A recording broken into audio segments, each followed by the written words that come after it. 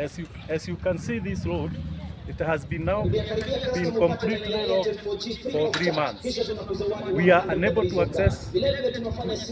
We are paying a lot of money to carry the goods from where the lorry can reach up to this hour. We have bank loans to pay. We have these workers to pay, but the road continues to be closed. If you talk to the Intex boss, just tell you to go where we can. Naruto alikuwa amesema hii barabara tutajengewa haraka. So I don't know what is happening now. We are only, when the rain starts, the El Nino one, we are completely going to close our shops in Ndunyu Njeru. Sasa tunahangaika, duka ndio hii, tuko karibu kufunga, banki ndio hiyo, check zetu zinarudi kila siku. Sasa we are handling even tutaenda wapi? Sasa walikuja wakachibua barabara, wakaacha mchanga ikiwa mamilima.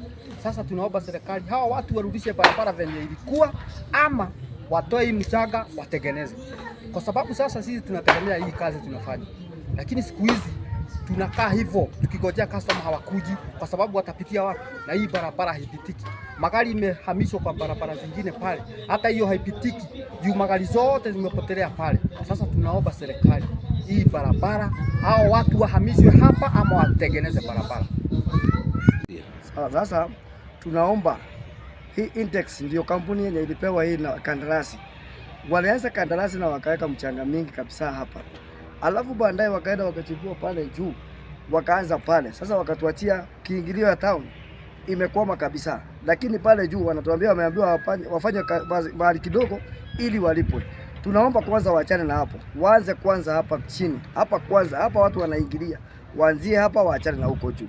Juu ukiangalia kama watu kama wamefunga biashara zao. Kuna watu wameajiriwa huku na wamefunga.